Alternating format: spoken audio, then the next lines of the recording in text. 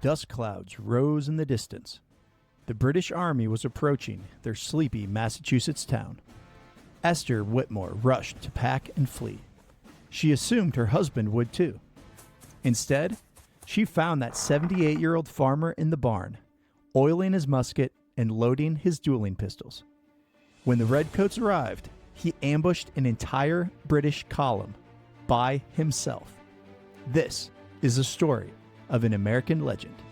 This is the story of Samuel Whittemore.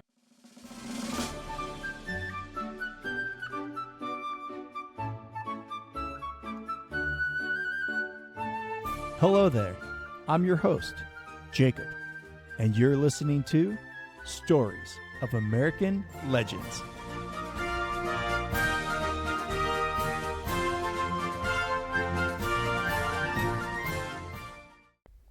Samuel Whittemore was born in 1696. He grew up in New England where Indians, French troops, and colonial militias were locked into an endless cycle of raids and skirmishes. Whittemore enlisted in His Majesty's service. Some sources claim he was even a part of the Royal Dragoons, a unit of trained killers on horseback. He fought in King George's War, and at age 49, he helped capture the French fortress of Louisbourg. That was one of the most heavily fortified positions in North America. He returned home with the French officer's saber.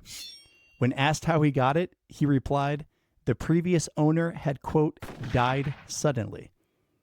In 1758, at the ripe age of 62, he enlisted again, this time for the French and Indian War, and he went back to Louisbourg to take it a second time. When he finally came home for good, he settled in Menotomy, Massachusetts. He farmed his land, tended his livestock, and told war stories at the tavern. But Samuel wasn't done yet. He was not the type to retire into a life of rest and ease. When the Stamp Act ignited indignation in the colonies with the famous cry of no taxation without representation, guess who was right in the middle of it? At age 72, he was elected to the Massachusetts Committee of Convention. And at age 76, they put him on the Committee of Correspondence, which was the shadow network that organized the resistance against the crown. Samuel Whittemore was not some random old farmer who got caught up in events. He was a hardened combat veteran and a hot-blooded patriot. April 1775. A British column of 700 men reached Lexington Green at dawn. 8 Massachusetts militiamen lay dead before the sun was fully up. The British pushed on to Concord. And then, a single volley at the North Bridge turned a quiet New England morning into the opening shots of the American Revolution. By midday, the British were retreating, and the entire countryside was hunting them. Militias from every town within 20 miles converged on the road back to Boston. Farmers, shopkeepers, young men, old men. They fired from behind stone walls, from upstairs windows, from inside barns, from the edges of the woods. The British column hemorrhaged men at every mile. By late afternoon, the survivors had reached Menotomy, the town where the Whittemores lived. And the fighting there was just as bad. In one house alone, 11 Americans were killed. The British soldiers panicked and enraged bayoneted men who had already surrendered in the chaos. This was the moment Esther Whittemore was rushing to flee. And this was the moment that 78-year-old Samuel was in his barn, oiling his musket. She begged him to come with her. He told her plainly that he would not. Samuel walked out to a stone wall along the road, loaded his musket, tucked his 2 dueling pistols into his belt, drew his French saber he brought back from the war, and laid it across the top of the wall. And he waited. A few hundred yards down the road, a column of British soldiers were marching toward him, coming straight up his lane. Samuel Whittemore crouched behind the stone wall and steadied his musket. The British column came around the bend, roughly 40 men, grenadiers from the 47th Regiment of Foot, some of the toughest soldiers in the British Army, trained to break enemy lines with the bayonet. Samuel thought to himself, he was a 78-year-old man about to ambush 40 well-trained soldiers in their prime. He knew the odds were next to impossible that he would even make it out alive, but he was ready to sacrifice everything. Samuel let them get close. Closer. Closer. Samuel quickly stood up and fired.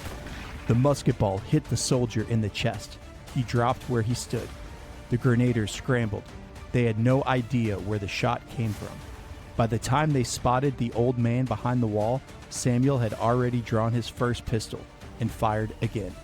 A grenadier fell. He fired his second pistol. A third man went down, mortally wounded. The British had had enough. They charged. Samuel didn't run. He picked up that French officer's saber and advanced towards the redcoats. The first British soldier fired a musket at point-blank range. The ball struck Samuel in the face and tore through his left cheek. It took out part of the bone. Samuel kept swinging. The grenadiers swarmed him. A bayonet went in, then another, then another. When it was over, Samuel had 13 wounds, 13 separate bayonet thrusts. Then the British beat him into the dirt.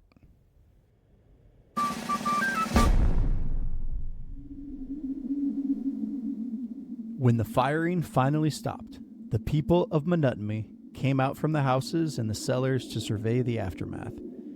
A group of neighbors came up the lane to recover Samuel's body.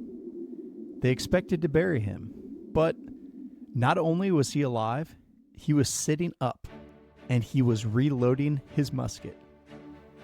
The neighbors stared at him. Dr. Cotton Tufts was sent for. He examined the old farmer and announced that there was nothing he could do. The wounds were too severe, the blood loss was too great, the man would be dead within hours. Samuel disagreed. They carried him home, Tufts patched what he could, and then everyone waited for the inevitable. But Samuel Whittemore did not die that day. He didn't die that week. He didn't even die that year. He lived another 18 years. His face was permanently disfigured.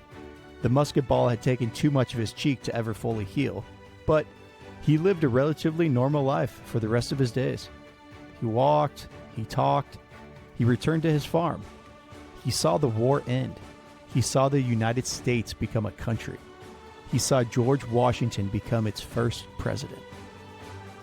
Years later, when Samuel was an even older man, his daughter is said to have asked him this question: would he do it all again? After everything, the 13 bayonets, the musket ball through the face, being left for dead by the side of the road, would he do it all again? He didn't hesitate. Yes, he said, he would. And when he finally did die, in 1793, he was 96 years old, and he went peacefully in his own bed.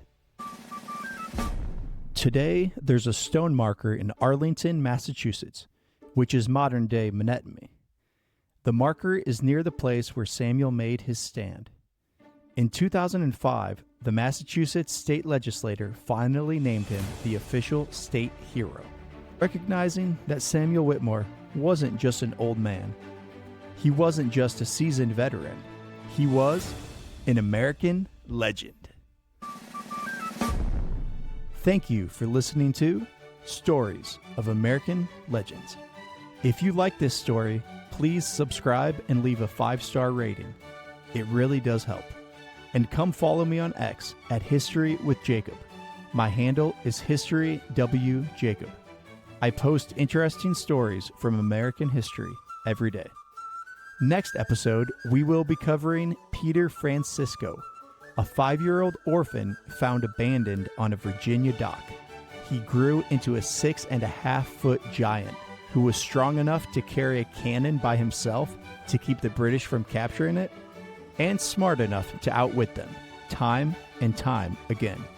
He is known as George Washington's one-man army. Don't miss it, but until then, stay legendary.